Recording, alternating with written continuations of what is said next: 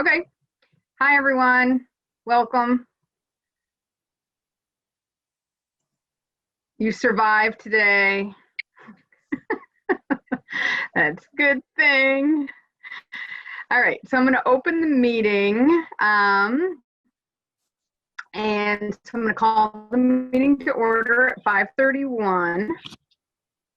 We're going to do the consent agenda. We're going to start with the previous minutes. If you had a chance to look those over, I'd entertain a motion to approve. I'll make a motion to approve. Okay, so we have a motion. So now I'm going to take a vote. Amy. Aye. Rick. Aye.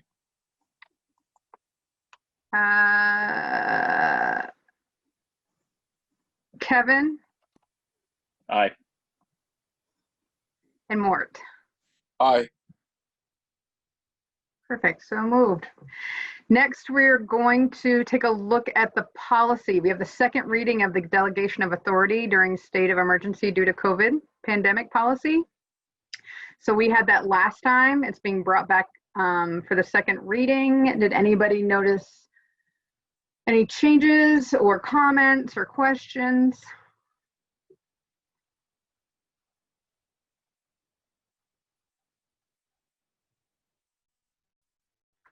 Going once, going twice. Okay, so if there aren't any, then I would entertain a motion to approve. I'll make that motion. Go ahead, Mort. Go for it, Mort. I'll make that motion. Okay, Mort made the motion. I'm going to take a vote. Amy? Aye. Rick? Aye. Kevin? Aye. And Mort. Aye. Okay, so moved. Next, acknowledging any visitors we have tonight. So who do we have here? I see Gab. Gab, you're here. Are you here as a visitor or are you here on the agenda? I'm here as the virtual learning coordinator. Coordinator. Okay, great. Perfect. And then, Polly, can you hear me, Polly? yeah, now I can. Okay. I should have started with this. So Gab Lumbra is now one of your principals. That's going to be in my principal's report, in my superintendent's report to you. She is principal of the Virtual Learning Academy. So Gotcha. She is joining us in that capacity. Perfect. Are there any visitors on the meeting tonight?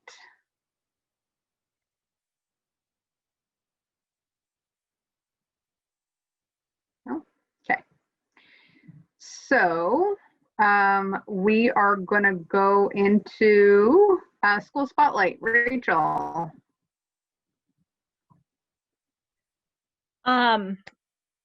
I am so sorry. I didn't remember it was a school spotlight week and I didn't prepare anything, and I promise I will do something for next month. I really apologize.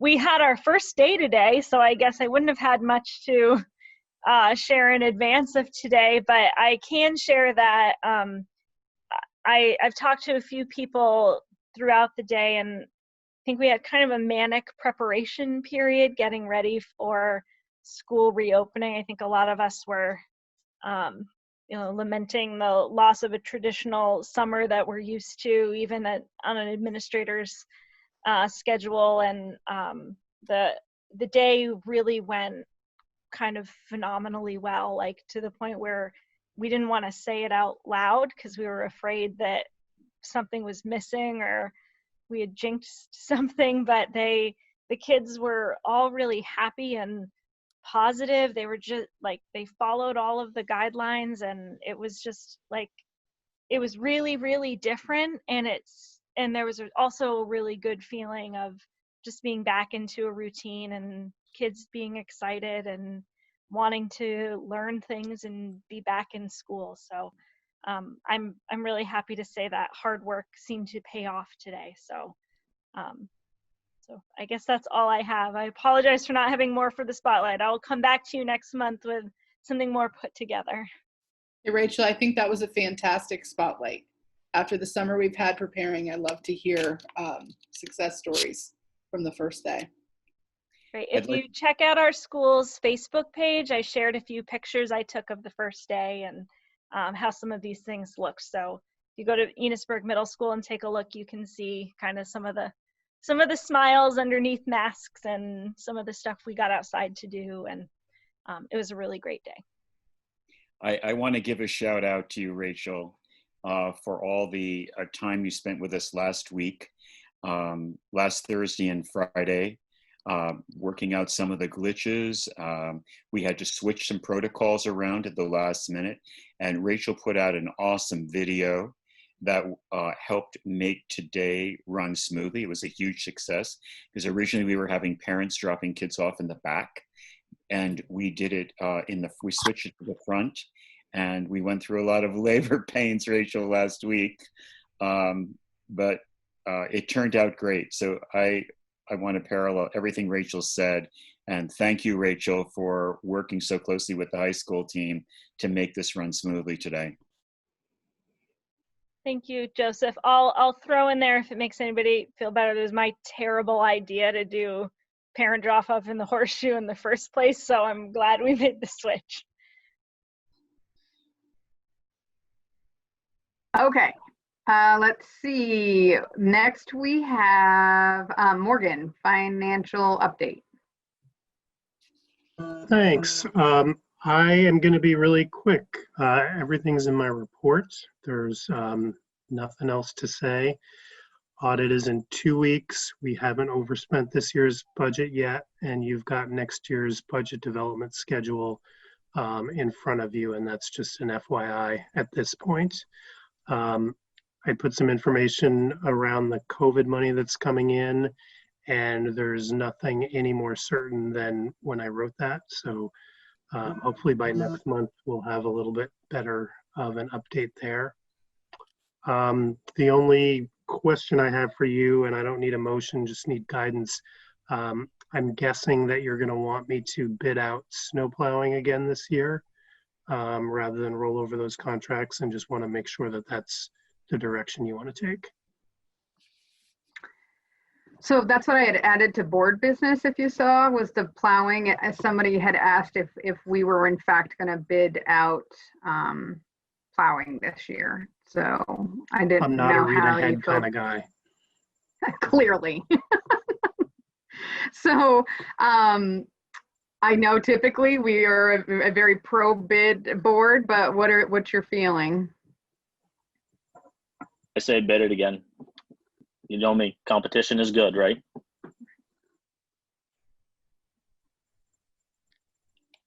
What are you thinking more, Amy and Rick? I say bid it out again. No. Yeah, I would support that as well. Okay. That's all I got. Okay. Next is Lynn. Can I just add something in? Oh yeah. Topic. So Morgan, I reached out to Morgan this weekend because John Weatherby approached me and asked me why we never bid our trash removal. And so I thought we did. So I asked Morgan, and he said, no, that is something we don't bid, but he asked me to just bring it up at the board meeting tonight and ask the board if that was something they were interested in bidding out. Who currently does the trash removal? Sylvester's for Richford, Ben Sylvester. I don't know if it's different in each town or if Ben Sylvester does all of the schools. John said he was interested in bidding, but he's particularly interested in Richford. I guess that was my question is, do we have one trash hauler for the whole district or a whole SU, or no, it's by town? It's always been negotiated by town. I don't think our office has ever been involved at all. I don't know off the top of my head if Sylvester's has all of them or not. I see the name on the dumpsters. Yeah. So, but I can't confirm that. Is that something that the board would like to do? Is to consolidate that? What are your thoughts?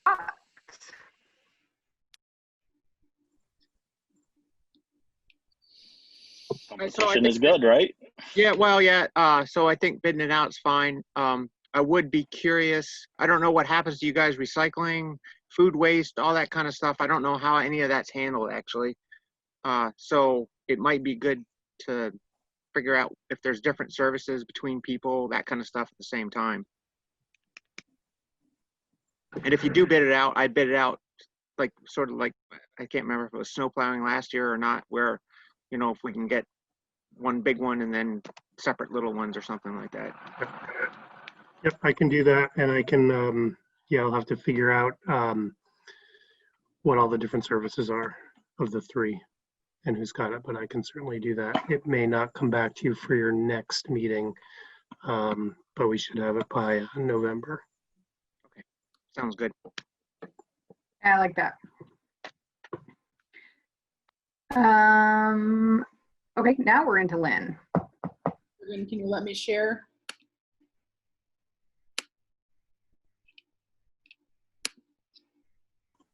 You should be good now.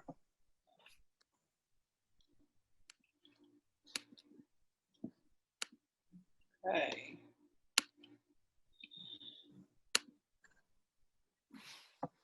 All right, here we go.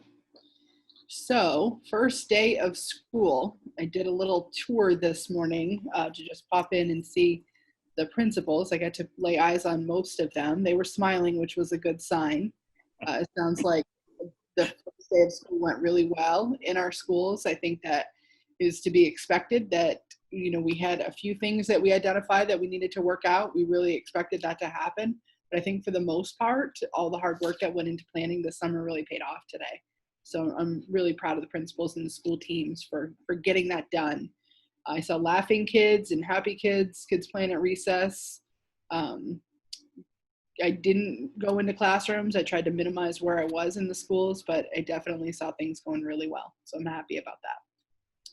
So I want to start with personnel, and I want to talk about the virtual academy, our fully remote learning option. So I already tipped you to this. So Gabrielle Lumbra is the principal of our virtual academy. And I just want to talk a little bit about the high school piece. So we have 2 of our staff members who we have essentially put on loan to the Vermont Virtual Learning Collaborative for the school year. So both Russ Lamontia and Elisa Martin, both are ERUUSD teachers, will be working with VTVLC for the year. So they'll be teaching kids from schools all around the state, and they will also have some of our kids in their classes as well. And in exchange for loaning those teachers to VTVLC, we've been able to enroll nearly 40 kids in the virtual learning collaborative without having to pay tuition on those kids. We also have several students in our high school who are in a fully remote model where it's more life skills centered through the TAPS program. So we have Richford staff who are working to provide the content instruction for the students in that program. And we also have one of the Richford special educators who is primarily focused on supporting students in that program. For our middle school, we have put together a team. So I should have started with, we essentially had to build a school without spending money, which is pretty hard. So we have almost 250 kids who chose fully remote. So we were able to look at all of the schools and look at what did our numbers look like in all of the schools. And in order to be able to accomplish this, we were able to take staff member or a couple of staff members from each of our buildings in order to be able to completely staff this virtual academy. It wasn't an easy task. It was pretty big, complicated puzzle, but we eventually ended up figuring it out. So at our middle school, we've got Kyle Kramer, who was working as an interventionist at Richford for the year, who is now in the virtual academy. We've got Kelly Hyde teaching math from Berkshire, Robert Hickey teaching global citizenship from Sheldon, Caleb Shaw teaching science out of Bakersfield. So that's the middle school team. For the elementary, we were able to take teachers, and I'll talk to you next about how we were able to do this without hiring. So we were able to take an elementary teacher, Michaela Mativier from Richford Elementary for 4th grade, Emma Holcomb from Montgomery for 3rd grade, Amber Farnham from Enosburg Middle for 2nd grade, Trisha McFadden from Berkshire for 1st grade, and Sarah Farr from Sheldon for kindergarten. We will be staffing the elective options with FNESU teachers.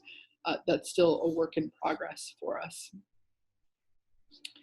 In terms of the virtual academy, the special education and related services, we have one of our special educators who's been specifically assigned to support the students in BTVLC. So she is working with the 9th through 12th graders who are in that. Tina Russett is another special educator who will be working with the TAPS program. And then all the kids who are in the K through 8 virtual academy will receive their special education and other related services from the staff who would have been providing services to them within the public school, within the physical school environment. We've assigned one of our grant-funded interventionists to work entirely with our virtual academy. So Anne Maury will be spending the year supporting kids remotely. Some of the other shifts that we've had to make in the SU to be able to make this all come together is at Richford Elementary School. We've had to take Betsy Shepard, who is a music teacher, and share her with Enosburg Elementary School in order to cover what Elisa Martin's absence has left for a hole at Enosburg Elementary. At Cold Hollow, we have Aaron Brophy at Cold Hollow, who I had to ask Nate because this is a really specific role.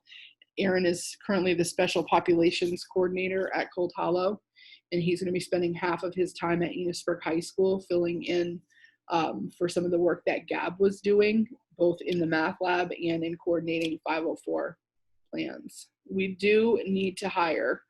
We have pretty big numbers in a lot of our fully virtual classrooms in K through 8. So I'm still looking for an interventionist, and we're still figuring out how much, if there's additional paraeducator support that we need to hire there. And also, this was just another note from the last board meeting that Sheldon has to hire because we took their tech person. So I introduced Gab as our virtual principal. Gab has another job that she typically does at Enosburg Falls High School. So Gab has submitted a request for a 1-year leave of absence from her Enosburg position in order to be able to fill the principal position at the virtual academy. So I'm asking the board to make a motion to approve her year's leave of absence from Enosburg High School. Do I have a motion? Or do you want to discuss? Motion. Okay. So I have a motion. So I'll take a vote. Rick? Aye. Amy? Aye. Mort? Aye. And Kevin? Aye. So moved. Before I move on, does anybody have any questions about the fully remote part of our reopening plan?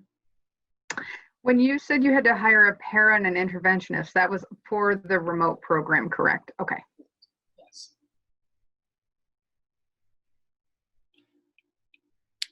Okay.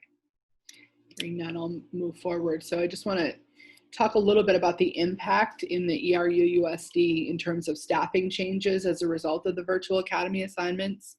So like I already indicated this, Cold Hollow is sharing their special populations coordinator with Enosburg High School to help fill some of the hole that is left by Gab moving to the virtual academy. Enosburg Elementary sharing a music teacher with Richford Elementary. Enosburg Middle School has had to reassign their middle school staff members, and I believe grade 6 is self-contained, correct, Rachel? Yes, that's correct. In Enosburg High School, they've had to reassign the science teaching staff, and they are sharing part of a Cold Hollow Career Center staff to cover, as I said, Gab's other part of her position. And Richford Elementary had 2 4th grades, and we merged them into 1 4th grade. And at Richford Junior Senior High School, an interventionist that they were going to hire and have work for them through grants has been reassigned to the virtual academy, and the high school staff is going to be teaching the content in the TAPS program. Any questions on the shifts? Yeah, what does self-contained mean? It means they're not switching teachers, so they get all of their classes taught by one teacher. Okay, thanks. So we're still feeling some pressure around staffing in the SU as a result of COVID and reopening. I think my biggest worries right now are around the substitute teacher pool. So we definitely have a need for substitute teachers and substitute support staff and substitute nurses. So if any of you know people who are not working right now, who might be interested in applying to substitute with us, we would love to be able to beef up our list of substitute teachers who are available. We definitely had quite a few subs decide not to return to the work this year. And we are anticipating that we're going to have a higher than normal need for substitute teachers in our classrooms because of, the guidance around staying home when you're sick. Most people, I think, are pretty used to digging in deep and going to school even when you don't feel well, but this year people can't do that. So we're going to have a greater need for subs. So please spread that messaging anywhere you can and ask them to contact our office if they're interested. We also have an application on our Facebook page and on our website. So if anybody's interested, they could go there. We also are anticipating, we have this posted that we are likely, as we're moving into this, we could need some additional custodial support depending on whether or not they can keep up with the demands. So far, I think we're okay, but we do have a need to be looking there. We've had quite a few paraeducators resign in the last couple of months, and so we definitely have an ad out for paraeducators. And I think that part of it is we're okay for right now, but as we start talking about and thinking about whether or not we're ready to be shifting, if we go to a step 3 and we start assessing our readiness for returning more students to in-person learning, especially targeting our younger students, we're going to have to determine if we can cover all of the needs with the existing pool of paraeducators or if we'll need to hire. I suspect that we will need to hire to fill some of those holes once we get more students back to in-person learning. One of the priorities in our reopening plan was to make sure that we had full-time nursing in all of our schools, and we were going into the year short in a couple of our schools because they had a they had a full-time nurse that was being shared between 2 schools. So we had 3 schools that had actually had half-time RN coverage. So we've now hired LPNs and we're fully covered in all of our schools. So now our priority is about building a pool of substitute nurses and training them to be able to step in if need be in our schools. I will admit that I did not get this from Jamie, and I didn't quite have time to get this in here. So I'll give you the updated list of the support staff resignations at next month's board meeting. I don't have anything under student at this time. I'll give you just a little bit more in terms of the school reopening plan in general. So the biggest lift, I would say, one of the biggest lifts in the last few weeks has been work around the virtual academy and pulling that together, because I think that when we went into this, we didn't really anticipate how many students and families were going to choose this option. So we ended up, and I'm recognizing, Gab, you're probably looking at these numbers and saying those aren't quite right, and I think you're right. These numbers have still been shifting quite a bit, so I think that these are close, but not exactly right. So we've got somewhere around 40 in VTVLC. We have 9 that are in that TAPS program, and we have just over 200 in our K-8 virtual academy. Gab, is there any, I don't know if you have an update on those numbers or not. Do you have? I mean, I think the numbers are pretty close. I'm constantly looking at that spreadsheet, but the people moving in and out have been fairly equal. So I think they are probably pretty close. I can look at the numbers if you want me to. Okay. Just the moral of the story is we had around 250 kids, and that was a little more than what I was expecting. But that's okay. We've shifted some things around, and we still have work to do, and we will make it work so that those kids have, access to a high quality experience in the virtual academy. So I think that, one of the things I want to say is that the guidance keeps coming as we move through this process. There is a constant ongoing clarification about guidance and then new guidance that's coming out. So I try to reiterate everywhere that I can that our reopening plan is fluid. We tried it out today for the first time, and there are small adjustments that are going to be made. And I think that, as we learn, this is new for everybody. We may choose to make some revisions to our plan. And as the new guidance comes out, we will have to go into our plan and make some revisions to it. So our plan is our plan for today, and we will continue to learn what's working and what isn't, and make modifications along the way. So just wanted to point that piece out. So if people see changes, those are two of the reasons why they could be seeing some changes. And Lynn, those numbers are SU wide, correct? Not district. Correct. Okay. So I want to talk to you a little bit about the financial outlook, give you a little update on that. I think that we've all been watching this pretty carefully. I know you as board members have been watching this, and some of the early reports we were getting in the spring were quite scary. They're in the $120, $130 million deficit range in terms of the state education fund.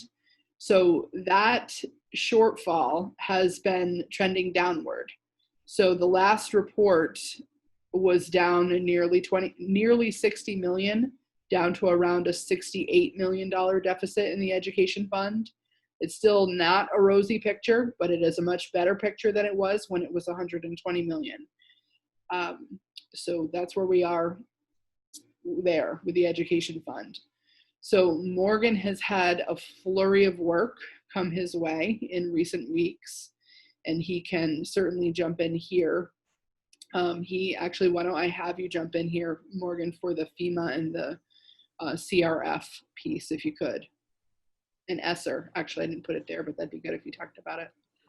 Sure. So there are 3 separate pots of money that have come down from the feds that either are going to be available to us or we hope are going to be available to us. The FEMA grant is one that we had to submit an application for a couple of weeks ago. There's still not really any clarity on whether school districts are going to be allowed to receive money from FEMA. But that's the first bucket of money that they want us applying COVID expenses to if it becomes available. So we have sent that off. The second pot of money is the Coronavirus Relief Fund. And this is the chunk of change that the legislature and the governor's office have been negotiating over really over the last 5 months. I think there's around high 30s millions of dollars available to schools in the first round of that. This could cover any COVID-related costs within some guidelines from the beginning of the pandemic through the end of this calendar year. It's not anticipated that the initial 30-something million is going to go very far.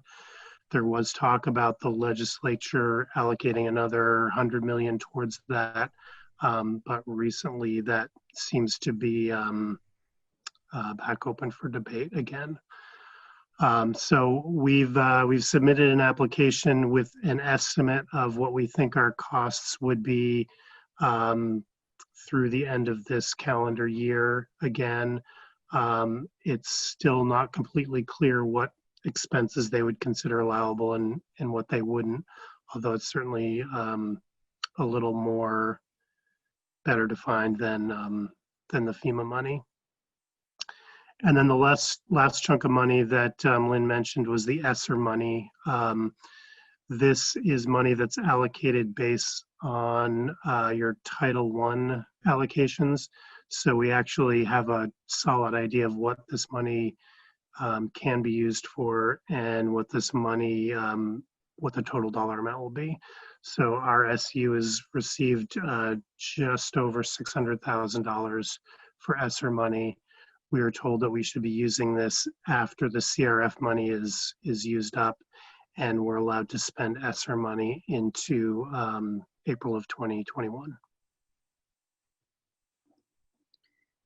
There's another pot of money that is the governor's discretionary grant. So he is able to take this gear money, and I think it was $4 million, and he can put it towards anything that he wants to. So what he's done is he's targeted CTE programs. So this is information. We think there'll be a press release sometime in September. And what I know about the gear money for right now is I'm anticipating that this is going to be money that we can use to provide our CTE students greater access to their education remotely. So focusing on things like digital tools, any kind of remote materials that they might need to have high quality CTE experience in a remote way. So that's what that money is going to be targeted for, but we'll have more information on that soon. I also think, we may do well with how they're going to figure out how they're allocating it. So I think they're looking at it as a tech center region, and they're comparing it to the unemployment data in the region. So that's how they'll determine the priority for who gets what money out of that pot. The other piece of information is that I just want to put out there is the childcare hub piece. You're probably hearing a lot about that on the press conferences, and you're hearing there's a pretty big push to create these hubs.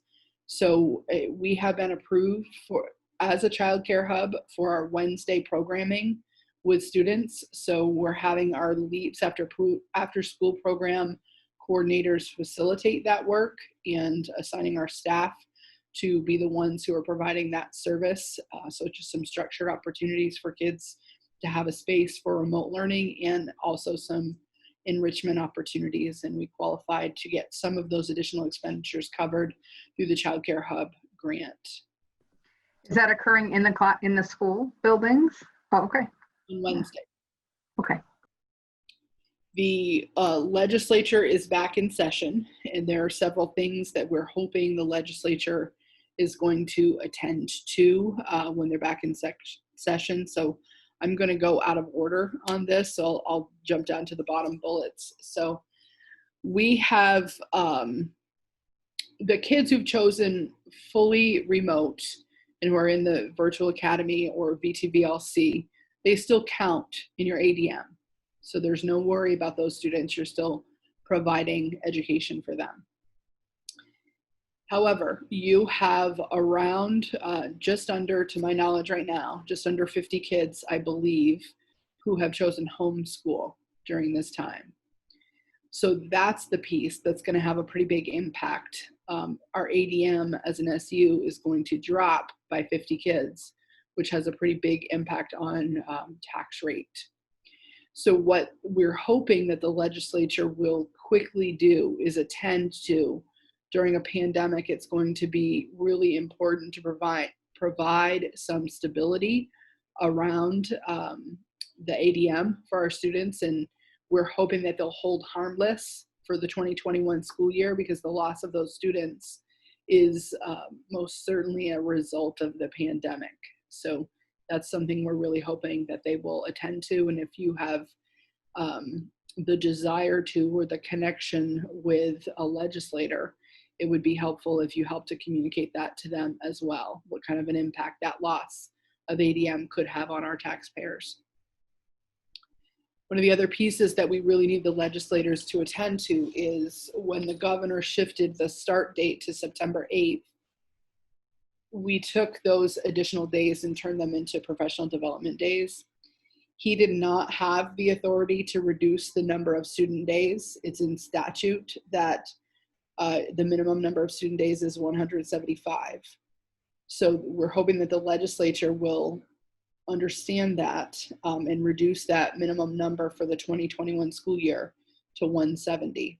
I'm expecting that they understand the impact that this is going to have on our spending plans. So essentially, if they don't do this, we're going to have 5 student days at the end of the year, and we will not have those 5 contracted days left with our teaching staff. So we'll need to financially compensate for those 5 additional days. The other piece is we're hoping that the legislature will continue to make sure that they're adequately funding public education for these unexpected expenses as a result of the pandemic. So Morgan was talking a little bit about having to make estimates about the amount of money that we have either already spent or that we're anticipating that we're going to spend, and how that's going to feed into the money that we're going to get back. It's a lot of money, and you have a fixed budget that you approved back in March with the taxpayers, and we developed that budget in, from October until January, before COVID was really a known thing. So, we definitely have some shifts in the expenditures that we have this year, but the reality is that you all know, I think, Morgan, you'd probably say around 80% of our spending plan is centered around people, personnel. So that part hasn't shifted.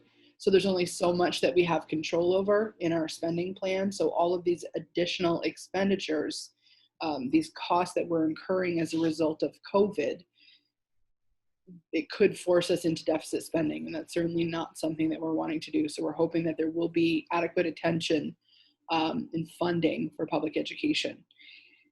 As Morgan alluded, there was $100 million that we were anticipating the governor was going to put in his budget to go towards education. And when that budget was released, that $100 million was not in there. So we're hoping he's going to circle back around to that and understand the need to fully fund these costs associated with COVID in public education. The other piece that's really important for the work we're doing is the work the legislature has taken up on broadband accessibility. And I think that we have some communities who have jumped on board with, is it the CUD, Morgan? The CUD, Communications Unified District. Yeah, I never get that acronym right. So we do have some communities that are jumping on board, and they're trying to push for better broadband accessibility. And I do know that our people have been able to get some pretty solid hotspots in some remote places that didn't have the best Wi-Fi access before. Paul, you and I have actually tried that hotspot out at the ambulance building side by side to have an uninterrupted meeting earlier this year. And I think there are some others that have popped up in our region as well. So that's ongoing and priority work for the legislators. So something that came out last week from the VSBA, you all should have gotten something about their annual business meeting. This is something that usually happens in late October. It's usually a joint meeting between the Vermont Superintendents Association and the Vermont School Boards Association. It typically happens in Lake Maury. This year, that annual business meeting is going to happen remotely on the October 29th at 5 o'clock.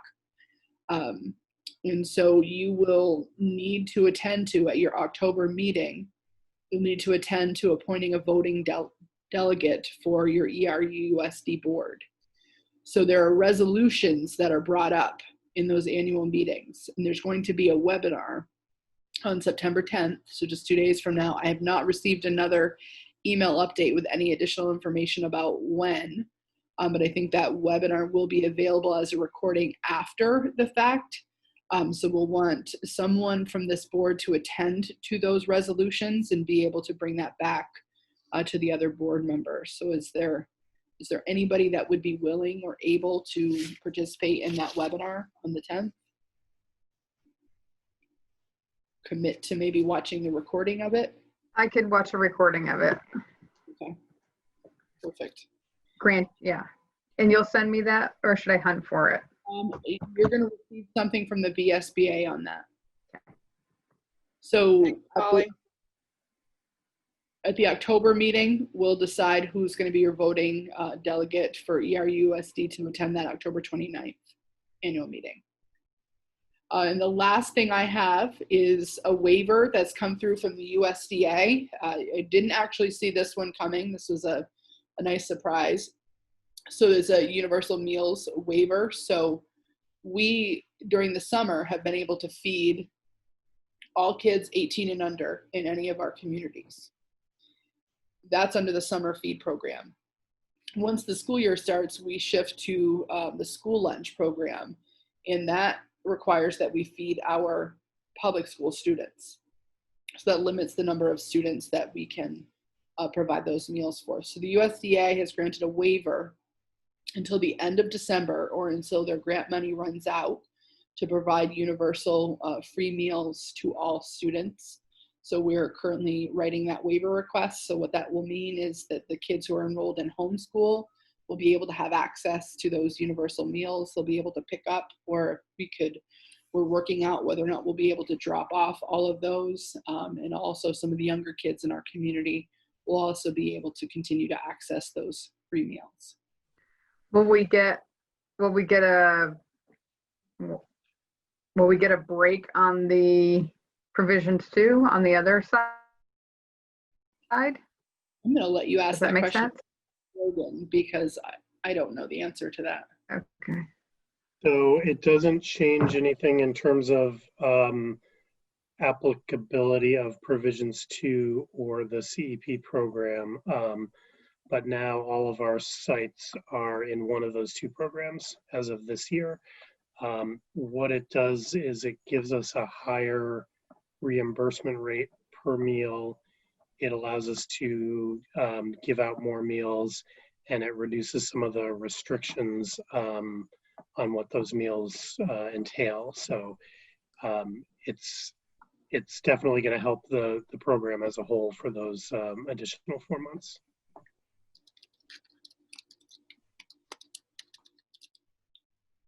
That is all I have for you, unless anyone has questions. Just got a quick question. Do they still have to do anything with the special education funding bill? Remember the 173. Yeah, that's the one. So that keeps circling around and around, and I think that it is stalled a little bit because of COVID, Rick. And I'm not sure what's going to happen with that bill. I do hope that they do circle back around to pushing that forward, but I'm not in a place where I think I'm aware of it coming up in this. I don't think it's coming up in this legislative session. I think it's going to, at best, come back up in the winter. Is that the census-based funding? Yeah. I think they've punted it a year, but I haven't heard anything about them revisiting the actual meat of the act. I think that where they're stalled is on the weighting study too, a little bit, because I think that I think that they're trying to figure out the equity piece of it and the impact it's going to have on. It's going to be a pretty significant loss for some places that are used to getting quite a bit of funding, and it would be quite a bit more funding for places like Enosburg-Richford, who serve populations of students at a higher level of poverty. So, not sure where that's going to go.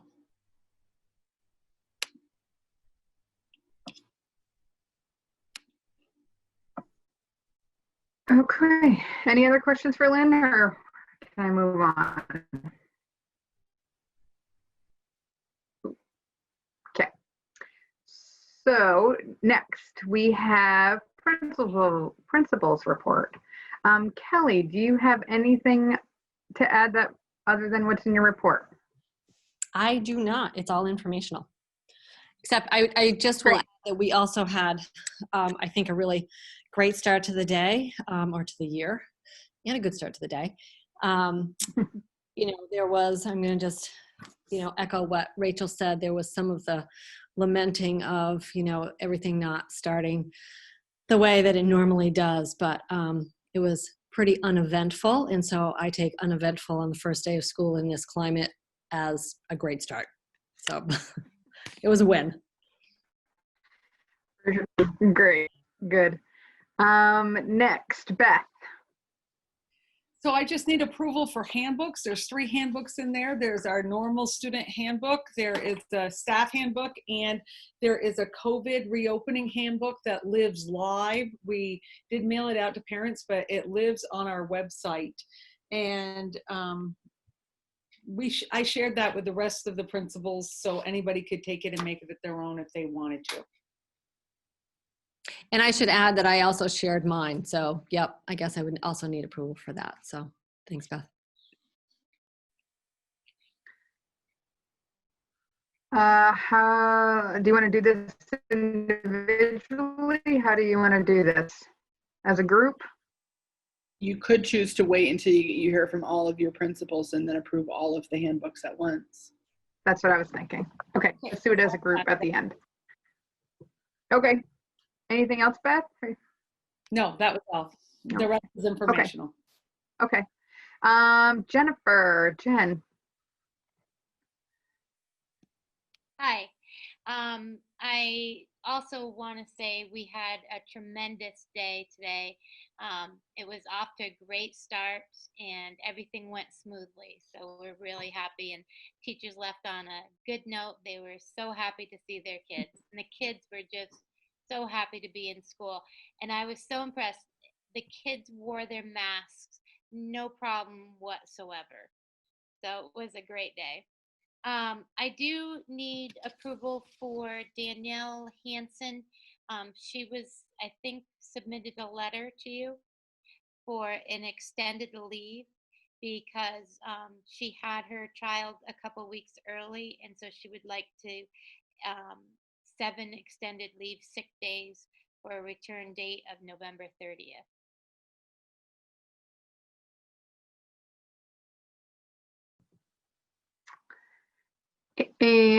And this is ours, Lynn?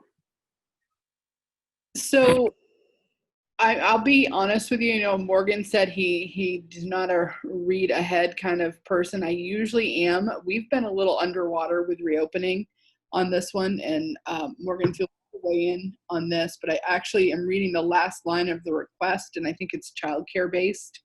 So I actually think I can take this one. Okay. Morgan, is there anything that I was wondering? That works for me. Okay, I've got it. Okay. The only other thing I need is approval of, we have 2 handbooks, our parent handbook and then our preschool handbook. Great. Okay, we'll do that after. Great. Let's see. Rachel. I also have handbooks for approval, and I want to just say thank you to Beth for sharing that template she created. I modeled the Enosburg Middle High School handbook after her structure, and I really appreciated her setting that up so that because it was a great model. And so thank you so much, Beth, for that. So we have a COVID handbook specific to COVID procedures, and then a parent and student and staff handbook for approval today. And I do have one item I wanted to add that I didn't find out until after I had submitted my board meeting minutes, but we found out early last week that we had received a $5,000 grant from the through the VPA and for COVID-related school supports. It's intended to be used for anything in the scope of providing students with materials or families that have a lack of accessibility to the internet, being able to use some of those funds to find ways to get them better access. We can use the money towards food for families that might be food insecure. We can also use it towards any social, emotional, or mental health supports for students. So it's a significant chunk of money, and it's an unusual grant that we don't have to do a lot of improving how we're spending it, essentially, as long as it's being used to support students during this kind of these crazy COVID times, that's okay. So I'm really excited that we found out we actually got the check in the mail today, Morgan. So I'll have to talk to you about what to do with this check, but we have this kind of some extra funds we can use to really try to help support students and families. So I just wanted to share that with the board as well. And that's all I have. Great, that's great. A couple of things on your COVID handbooks, just because I was, reading them. There's a couple places in yours, Rachel, that there's a couple places that say RJMHS in them. Okay. Yeah. I will go through and see if I can catch all of those sometime this week. Again, borrowed it from Beth, so. All right. I just want to say that we used a model. I think it was Maple Run. So we used a model here, and Robert Fair and I worked on that together, and he's really good at that. So I want to do a shout out to Robert. Nice. They were super helpful, just so you know, as a parent, to read through them. They were pretty detailed. Joseph. Hi. So I want to give a shout out again to Beth and Rachel for the collaboration around all three of the handbooks, and so I would need those approved.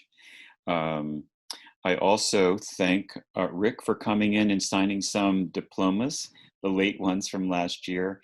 And Amanda, I see you're on here. You're probably taking notes. I don't know how many other signatures, because I failed to look at that when I left the building to come home and be on this, but oh, Amy, okay. So if you know who you are and you still haven't signed the diplomas, thank you. Daycare just started today. The kids are back in school. I can go places again. well, thank you for that. I also want to say the start of school was great. We really benefited at Enosburg Falls High School by having front-loaded the combination of both district and extra time for local in-service to get ready, and it really paid off. I can't say enough about how appreciative I am to the work that the nurses did, and it reflected in Kelly Coda being so supportive, and Doug Lacrosse and his team did an amazing job putting tape down on the floors, and really it really shows that a lot of work from especially those two domains went into place.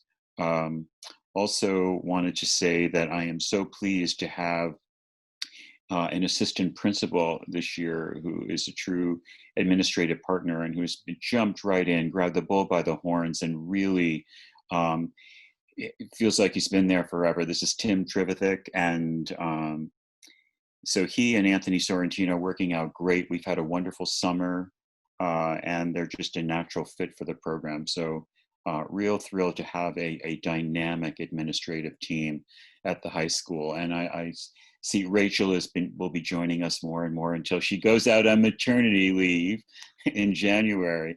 But it really feels like a unified school now, even more so than ever. So thank you everybody who supported all of those hires. It's working out well. I think that's it. Okay, great, thanks. Nate. Yeah, I guess I'll start by thanking Beth and Robert too. We stole their structure and handbook and used it to guide our COVID reopening handbook. So thank you. And yeah, just to echo all the sentiments everybody else. I mean, the kids were great. It was just so good to have kids back in the building.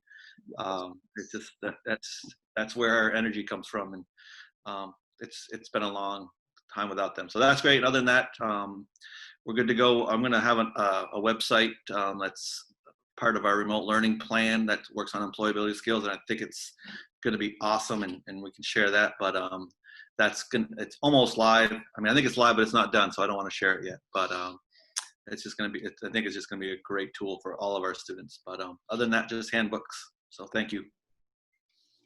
Great. So thank you I know it was, Lynn likes the word heavy lift. I know that you all did a big one this week, or this whole summer for that matter. So thank you. So do I have a motion to approve that the submitted handbooks? Hey, Polly, can I just check in about how remote learning went Sure. today? Oh, sure. We had like amazing attendance, especially I think grade 1 had 100% attendance. So that's pretty cool. And we have just an amazing, that K-8 team is going to be awesome. They're doing some really good stuff. I'm going to link the website in the chat here. So if you want to take a look, not everybody's sites and connections are up there, but the K4 and 5-8 teams have put together some really good stuff. So if it's linked in there, you'll be able to see it. Otherwise, it's just a resource. But I think the day went pretty well. And I apologize for not calling on you. I'm a creature of habit going down the list. Sorry. So can I get a motion to approve the COVID handbooks for the submitted ones from the schools? I'll make that motion. Okay. Motion's made. I'll take a vote. Rick? Aye. Amy? Aye. Mort? Aye. Kevin? Aye. Okay, so moved. So we approved the handbooks, COVID handbooks.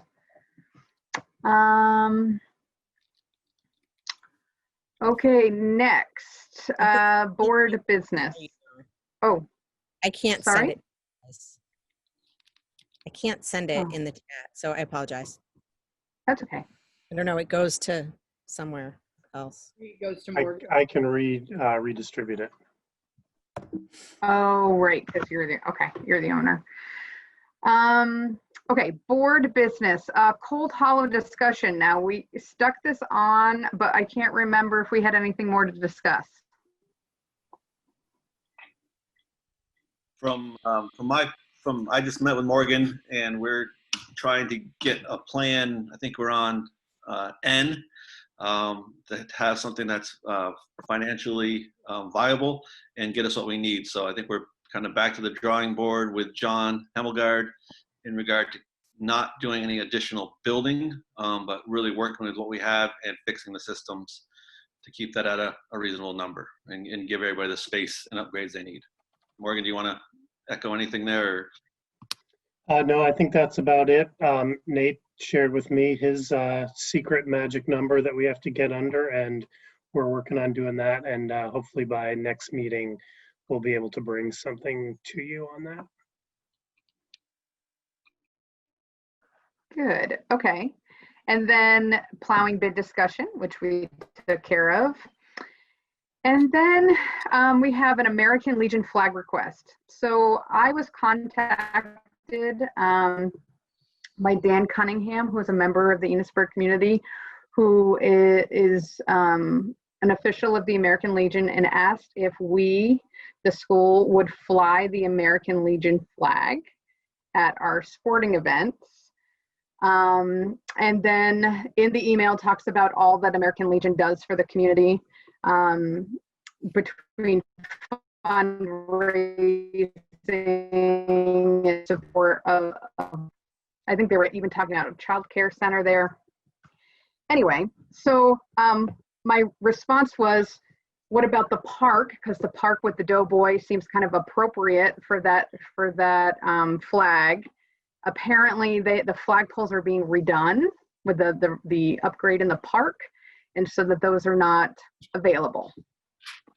So I reached out to the Vermont School Boards Association around policies and procedures when getting requests such as this from the community about using kind of the flagpole as a public space. And so the guidance we've received is pretty much check with your attorney, but we have a policy meeting tomorrow, and this is one of the policies that we're going to be discussing. And so we've also looked at other policies from schools, how they handle the request. the majority of the policies that I have read, they all have in there that the request should be generated from the student body and not from the public domain, which kind of makes some sense, you know, as far as precedent.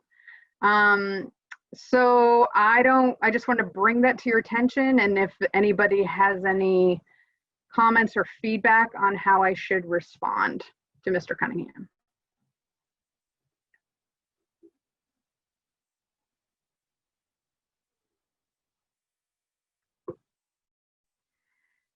I'll tell you what I want to respond. How about that? And then you can tell me if you support that.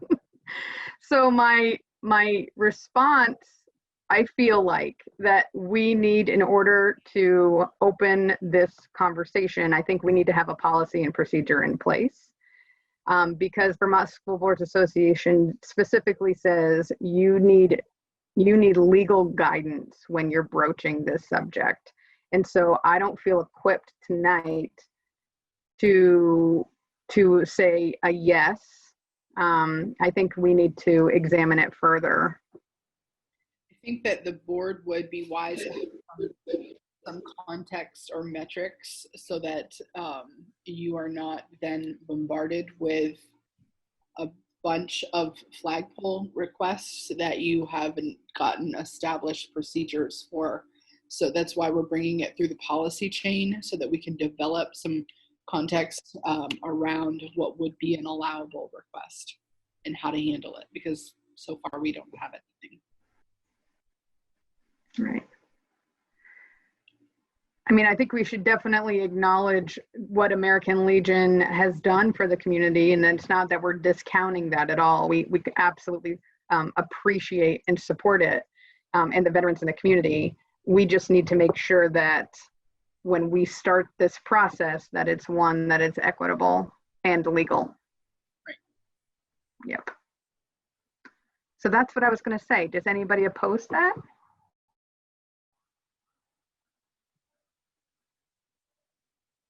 Sounds good to me.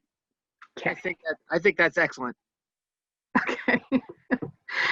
Okay, so what else do we have? Oh, next regular meeting and any future agenda items you want to see out there.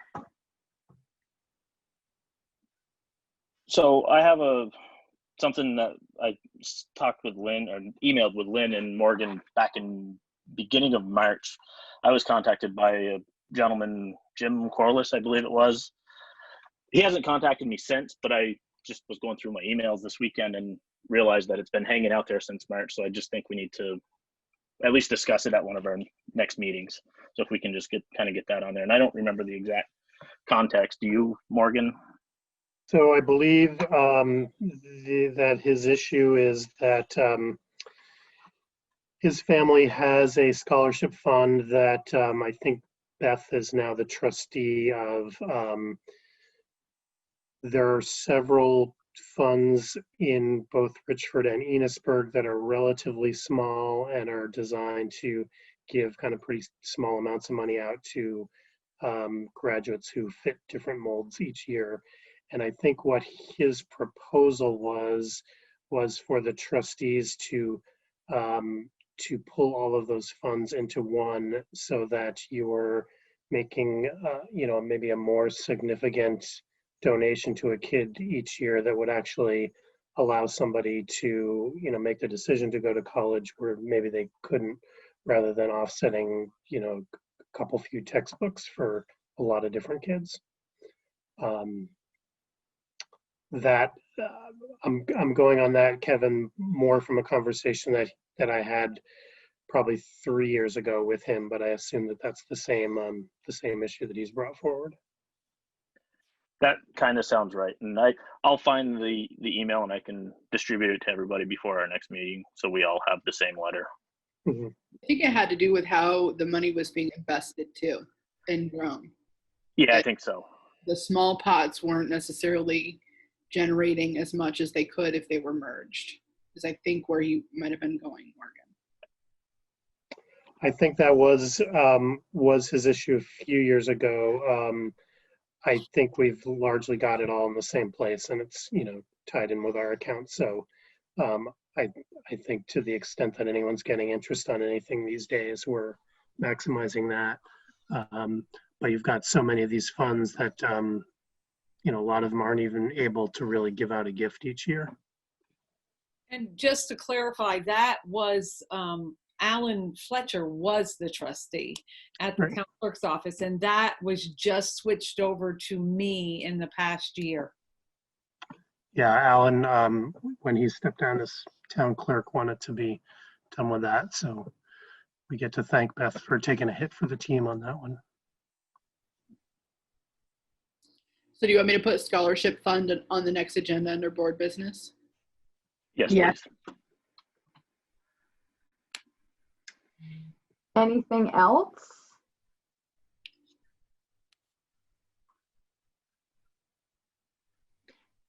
It's 6:30. I think this is a new record. Wait. Isn't wait. it? Yeah, well, hang on. Rick. Sorry, it only takes a second.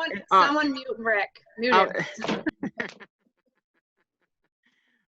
Hey, Morgan, on the scholarship thing, it might be worth going through those. It might be worth going through those scholarships and finding out how much money we could pull, because there's probably some of those scholarships we can't pull for various reasons. So it'd be kind of handy to know that for the next meeting. Yeah, I can certainly do that. There are some cases where you've got other trustees that are out there. I think Mitt Parsons is one of them in Richford that I know of. That's not a trustee kind of directly related to the school, but there is apparently a legal path for these old scholarships to combine them. And we had one in Enosburg recently, in Berkshire recently, where it was sitting out there, and the trustee basically said this wasn't enough money to worry about. And so they were gonna just basically spin that out to the school district. And in this case, it was going to their capital reserve fund. That would be a little bit more aggressive than just combining it into a single trustee fund. But you as a school board could have a reserve fund for scholarships that you then managed as a school board rather than as somebody being a trustee. So that's another thing that we could look at.